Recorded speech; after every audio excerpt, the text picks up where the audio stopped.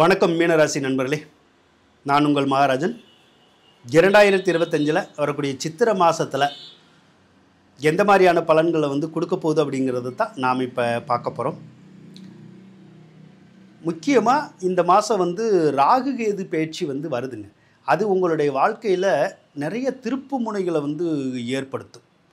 குறிப்பாக ராகு தான் இவ்வளவு நாள் உங்களுடைய ராசி மேலே இருக்குல்ல, அதனால் எந்த காரியத்தை செஞ்சாலும் உங்களை செய்ய விடாது, தடங்கள் ஆக்கி விட்டுரும்.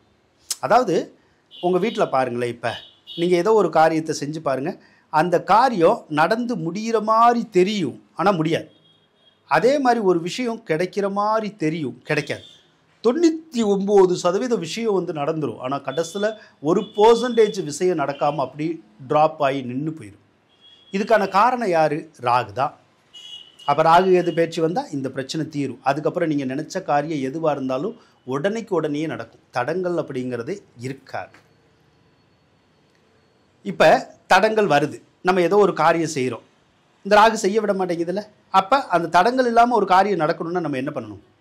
வெள்ளிக்கிழமை 10 to 12 மணிக்குள்ளே நவகிரகத்தில் இருக்க ராகு பகவானுக்கு போய் ஒரு கருப்பு உளுந்தில், ஒரு கருப்பு துணியில் ஒரு கருப்பு உளுந்தை கொஞ்சம் கட்டி ஒரு மூட்டை மாதிரி செஞ்சு கார்த்திகை சுட்டிகளை வச்சு நல்ல நோத்தி அதிலே பொருத்தி விட்டு விளக்கு போட்டுறணும். விளக்கு போட்டு ராகு பகவானே, ஒன்றால் எனக்கு ஏற்படுற சர்வதோஷம் விலகணும், சர்வ தடங்கள் விலகணும், நான் இப்போ இந்த காரியத்தை செய்ய போகிறேன், இந்த ஒரு குறிப்பிட்ட காரியம் எனக்கு தடங்கள் இல்லாமல் நடக்கணும்னு நீங்கள் தொடர்ந்து செய்யுங்க. கண்டிப்பாக தடங்கள் விலகி அந்த நினச்ச காரியம் நடந்துடும். அதேமாரி ராகு தான் வறுமைக்குடைய கிரகம், கஷ்டத்துக்குடைய கிரகம். அப்போ ராசி மேலே இருந்தாலே வறுமையை கொடுக்குது, கஷ்டத்தை கொடுக்குது. அதனால் நம்மளால் தாங்க முடியலை. இப்போ ராகு கேது பேச்சு விலகுனா இந்த வறுமை, கஷ்டம், சிரமம், சிக்கல் இதெல்லாம் விலகிரும் தானே. அதோட 7வது இடத்துல உங்களுக்கு கேது இருக்குல்ல, இது என்ன பண்ணும்? கணவன் மனைவிக்குள்ள கருத்து வேறுபாடை உருவாக்குமா? உருவாக்கும். சண்டை சச்சரவை உருவாக்கும், சந்தேகத்தை உருவாக்கும். உங்களுக்கோ உங்களுடைய கணவன் அல்லது மனைவிக்கோ தகாத உறவுகளை ஏற்படுத்தும்.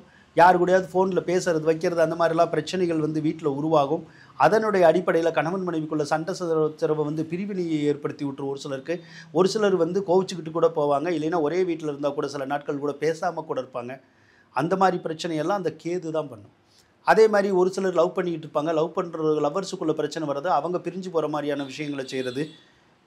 அதே மாதிரி ஒரு சிலர் தகாத உறவுகள் இருப்பாங்க, அவங்கள பிரித்து விடுற மாதிரியான வேலை செய்கிறது, எல்லாமே இந்த கேது தான். இப்போ இந்த கேது பயிற்சி, ராகு பயிற்சிங்கிறது ஏப்ரல் 26 வருது இல்லையா, அதுக்கப்புறம் இந்த திருமணம் சம்மந்தப்பட்ட பிரச்சனை வராது. அதாவது கணவன் மனைவி உறவு பிரச்சனை வராது. அதுக்கப்புறம் கணவன் மனைவி உறவு நல்லாயிருக்கும். அதே மாதிரி ஒரு சிலருக்கு திருமணம் நடக்காமல் தடை பண்ணிக்கிட்டே இருக்கும். அப்படி திருமணம் பண்ணுறதா இருந்தாலும் கெட்ட வழியில் வீட்டுக்கு தெரியாமல் திருமணம் பண்ணுற மாதிரியான வேலைகளை பார்க்கும். ஆனால் ஏப்ரல் 26க்கு அப்புறம் இந்த மாதிரி திருமண தடங்கள் அதெல்லாம் எதுவும் இருக்காது, நல்லா தான் இருக்கும். அதுக்கப்புறம் உங்கள் வாழ்க்கை. உங்களுடைய ராசி மேலேயே புதன் இப்போ இருக்கார். 7ஆம் அதிபதி தான் புதன். அவரும் அந்த கணவன் மனைவிக்குள்ளே தான் கருத்து வேறுபாடு, கோபதாபத்தை உருவாக்குவார். வேறு ஒன்றும் செய்ய முடியாது அவர்னால். அதே மாதிரி பயண அலைச்சல்களை உங்களுக்கு அதிகமாக கொடுத்துக்கிட்டே இருப்பார். ஒரு இடத்துல உங்களால் இருக்க முடியாது, அங்கிட்டு இங்கிட்டுன்னு போக வேண்டியது வரும். அடிக்கடி வேலை பார்க்குற இடத்துக்கோ தொழில் செய்கிற இடத்துக்கோ கூட லீவ் விடுற மாதிரிலாம் வரலாம். அதே மாதிரி சொந்த பந்தத்தை, பகையெல்லாம் மறந்து சொந்த பந்தத்தை ஒன்றிணைக்கணுங்கிற எண்ணங்கள்லாம் வரும். கல்வி சம்மந்தப்பட்ட எண்ணங்கள் வரும். நீங்கள் நீண்ட நாள் கழித்து படிக்கணும்னு நினச்சா படிக்கலாம். பிள்ளைகளுடைய கல்வி பற்றிய சிந்தனை வரும். வீட்டில் யாருக்கோ கல்வி பற்றிய சிந்தனை வரும். அது சம்மந்தப்பட்ட வேலைகளை நம்ம ஈஸியாக நம்ம செஞ்சுக்கலாம். சுக்கிரன் வேறு உங்களுடைய ராசியில் இருக்கார், அது நல்ல யோகம்தான். ஒரு சிலருக்கு மீன ராசிக்காரவங்களுக்கு தசாபுத்தி நல்லா இருந்தால் அவங்களுக்கு வீடு கட்டணுங்கிற எண்ணம் வரும், வீடு வாங்கணுங்கிற எண்ணம் வரும், அல்லது ஆடை ஆபரணம் வாங்கணுங்கிற எண்ணம் வரும், வாகனம் வாங்கணுங்கிற எண்ணம் வரும், எலக்ட்ரானிக் பொருளெல்லாம் வாங்கணுங்கிற எண்ணங்கள் வரும். இதில் சில விஷயத்தை கண்டிப்பாக நீங்கள் வாங்குவீங்க. அதே மாதிரி அந்த சுக்கிரன் தான் காதலிக்கும் காமத்துக்கும் உடைய கிரகம். அப்போ நம்ம மனசில் ஒரு மாதிரி காதல் எண்ணங்களையும் காம எண்ணங்களையும் எல்லாம் தூண்டிவிடும். ஆனால் அது ஒரு சுகமான சுமையாக இருக்கும், ரம்மியமாக இருக்கும். இருந்தாலும் நாம் கொஞ்சம் எச்சரிக்கையாகவும் கவனமாகவும் நாம் இருந்துக்கிறது நல்லதுங்க. 2வது இடத்துல சூரியன் இருக்கிறது நல்லது தான். ஒரு சிலருக்கு கண்ணில் இந்த மாதம் ஏதாவது நோய் நொடி வரும். ஒன்று கண்ணு வலி வரும், இல்லைன்னா கண்ணில் தண்ணி வரலாம், இல்லைன்னா வேறு ஏதாவது பொருள்கள் கூட கண்ணில் பற்றும். அதனால் கொஞ்சம் கவனமாக இருக்கணும். அதே போல் 6ஆம் அதிபதி வலிமை வரும்போது கொஞ்சம் ஹெல்த் இஷ்யூ மட்டும் இருக்கும். மற்றபடி ஒன்றும் பெரிய தொந்தரவுகள் இருக்காது. ஆனாலும் சூரியன் 2வது இடத்துல இருக்கிறது உங்களுக்கு பண பலத்தை கொடுக்கும். அப்போ பண வரவை வந்து ஏதாவது ஒரு வகையில் வந்து உங்களுக்கு உருவாக்கிடும் அந்த பண வரவை. வேலை இல்லைன்னா வேலை கிடச்சி பணம் வரலாம், தொழில் ஓடலைன்னா தொழில் ஓடி பணம் வரும். வர வேண்டிய பணம் ஏதாவது வராமல் இருந்தால் அதில் கூட அந்த பணம் வந்து கூட நமக்கு மகிழ்ச்சியை தரதுக்கூடிய சந்தர்ப்பத்தை அந்த சூரியன் உருவாக்கி தருவாருங்க.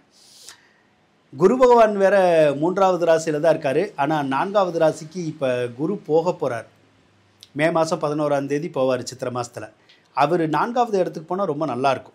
ஏன்னா குரு 4வது இடத்துல இருந்தால் சொந்த பந்த பகையெல்லாம் தீரும், பிரிஞ்சு சொந்த பந்தங்கள் எல்லாம் ஒன்று சேரும். சொத்து சுகத்தில் இருக்கிற பிரச்சனை, தாயார் வகையில் இருக்கிற பிரச்சனை, தாயாருக்கு சரியில்லாமல் போன உடம்பு சரியாகிறது, இந்த மாதிரி வேலையெல்லாம் நிறையா பண்ணித்தரும் குரு பகவான். அதே மாதிரி ஏதாவது சொத்து பத்து வாங்குறது, நகை நட்டு வாங்குறது, அதெல்லாம் நல்லா கொடுக்கும். அதே மாதிரி அது தொழில் ஸ்தானத்துக்குடைய கிரகம் வேறு, தொழில் ஸ்தானத்தை பார்க்கும். அப்போ ஏற்கனவே தொழில் பண்ணிக்கிட்டு இருக்கவங்களுக்கு ஓடலைன்னா தொழில் நல்லா ஓட ஆரம்பிக்கும்.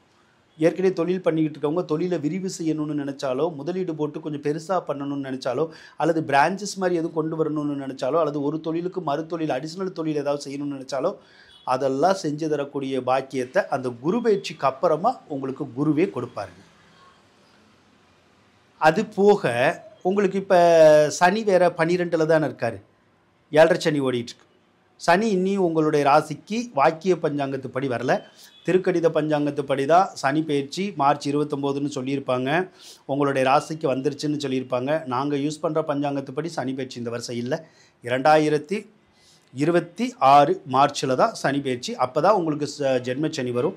அது வரைக்கும் உங்களுக்கு விரையச்சனி தான் ஓடிக்கிட்டு இருக்கும். அப்போ இன்னொரு 1 வருஷத்துக்கே சனினாலும் கொஞ்சம் செலவு வரும். என்ன செலவு வரும்னா, நாம் எதுவும் வண்டி கிண்டி வாங்கணும்னு நினச்சா வாங்கிக்கலாம். அப்போ வண்டி வாங்குறதுனால செலவு வரும். இல்லைன்னா பழைய வண்டி வச்சுருந்தோம்னா அடிக்கடி ரிப்பேர் ஆகிக்கிட்டே இருக்கும், அதுக்கு செலவழிச்சுக்கிட்டு இருப்போம். இல்லைன்னா இந்த தோட்டத்துக்கோ வேறு எதுக்கோ மோட்ரு வாங்குறது, இரும்பு பொருள் வாங்குறது, அதனால வந்து கொஞ்சம் செலவுகள் ஆகும். அதேமாதிரி வண்டி வச்சுருந்தோம்னா அந்த வண்டிக்கு தேவைப்படுற பொருள்களை வாங்கி போடுற மாதிரியான சூழ்நிலைகள்னால கொஞ்சம் செலவாகும். ஒரு சில வீட்டில் மட்டும் கொஞ்சம் மருத்துவ செலவுகளை வந்து இந்த சனி கொடுப்பார். வேறு மிகப்பெரிய பாதிப்புகளை ஒன்றும் கொடுக்காது. ஆனால் மீனராசிக்காரவங்க பல பேர் வேலை தொழில் இதெல்லாம் செட் ஆகாமல் பொருளாதார ரீதியாகலாம் நிறைய சிரமப்பட்டுக்கிட்டு தான் இருக்கீங்க. அந்த சிரமமெல்லாம் இப்போ படிப்படியாக இந்த மாதத்துலேருந்தே விலகுங்கிற மாதிரி தான் தெரியுது. கண்டிப்பாக விலகும், நீங்கள் எதிர்பார்த்து காத்திருக்கலாம். நன்றி நண்பர்களே, வாழ்த்துக்கள்.